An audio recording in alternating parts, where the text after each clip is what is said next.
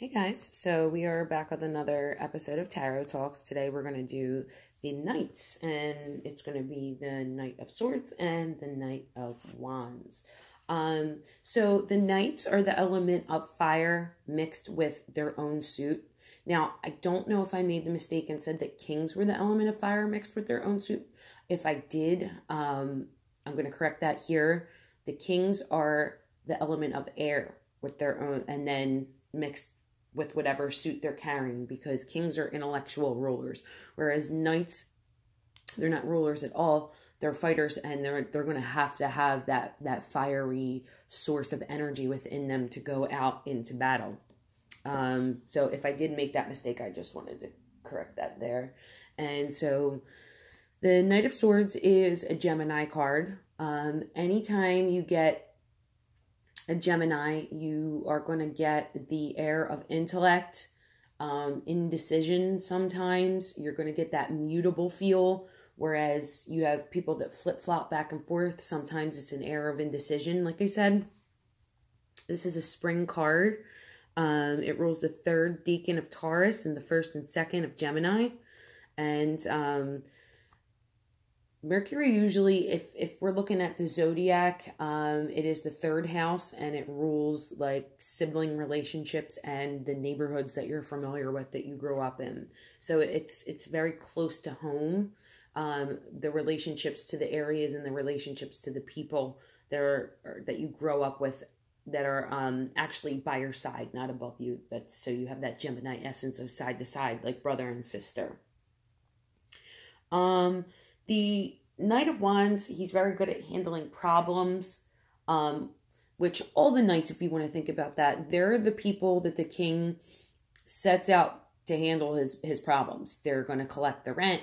They're going to go and shake down people who are, causing trouble. They're going to go and, consult other lords about certain issues and then bring the messages back to the king. So they also are very much about carrying information back and forth as well. If you think about it, you could think about it that way. They also can talk about travel and movement.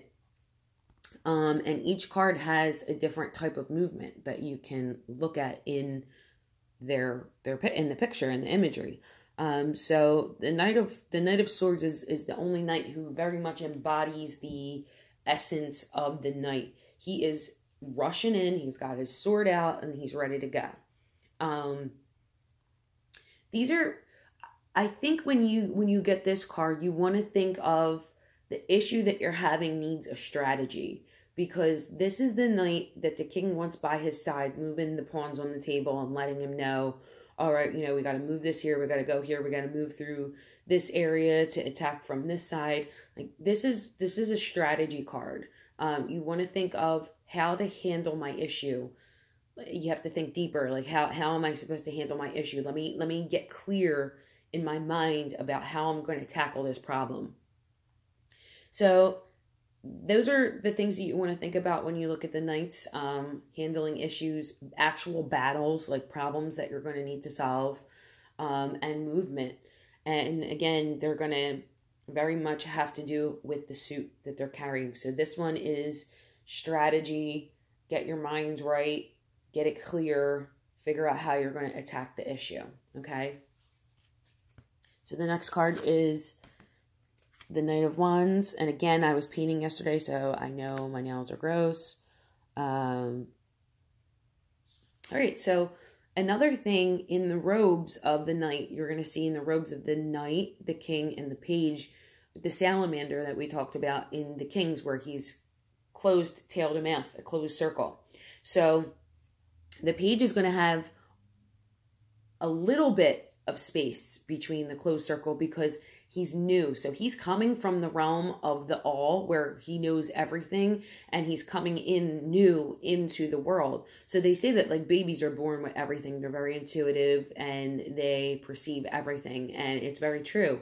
But the tail starts to separate as they get older. So as you see the knight in his teenage young 20 years, there's a significant separation between the tail and the head, because at that point, that's where you're going to turn around and start working towards mastering, it's going to start closing again.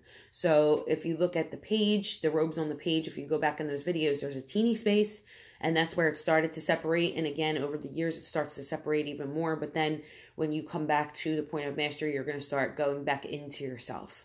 Okay, so there's that imagery there that actually really matters. So you want to look at that. And the Knight of Wands is it's an action card. The Knight of Wands rushes. He's like your hothead. He rushes in the battle. He doesn't really think. Like even the horse is like, whoa, whoa, whoa, dude. You know, the horse is trying to rear up and kind of stop his motion a little bit, trying to stop him from making a mistake because he's not thinking about what he's doing before he acts. This is a Sagittarian card, and I actually was with a Sagittarius for 4 years in a prior relationship, and he was very much embodied the Knight. And he was a grown man, he was a father, but he never grew to the level of mastery of Sagittarius to where they're philosophical and they're thinkers and they're into like traveling and going into themselves and expanding their knowledge of self. He was very much, I feel like he acted so much from the outside and from the heart that he burned himself out easily. So these people, they tend to have a lot of good luck because their planetary ruler is Jupiter, and it is the planet of luck. It's going to grow anything that it's next to and anything that comes in contact with it. So they tend to not really think before they act because they think themselves invisible. And a lot of times they could end up burning themselves out and expending their energy. Sometimes they could be careless, they could be reckless, they're fast moving. This is the conquest card. So this is where the other knight was the one that is going to probably lead the battle and give the strategy. This one is going to be like on the forefront. He's going to be the infantryman. He's going to be the one that just rushes in and doesn't think. And in terms of movement, again, you're going to look at this and be like, this is going to be a fast-moving card. If it is, around other cards, it might be a warning not to go too fast, to slow down a minute. So it does depend on the other cards that are around, how you're going to interpret it. If it's going to be a travel card, if it's going to be a warning card, if it's going to be a card to tell you to rush forth. It might be, go into it heads on. If you get it with other Wands cards that are not inverted, like a 2 of Wands or a 3 of Wands, it's going to be a good indicator that, jump into it, take action. So again, those are things to think about when you're looking at the Knights cards. Tomorrow's episode, I will do the Cups and Pentacles, and then after that, we'll go in to the Minor Arcana. I'm going to save the Major Arcana for last, just because it's short, and it's also the most meaningful cards of the entire deck. So, yeah, we're going to do the other 2 tomorrow, and that'll conclude the Court series. I'm excited to move into the Minor Arcana with you guys. Hope you enjoyed. Hope you learned something. Give it a like, give it a share, and continue seeking, continue looking, continue reading, and I hope you master the tarot fast.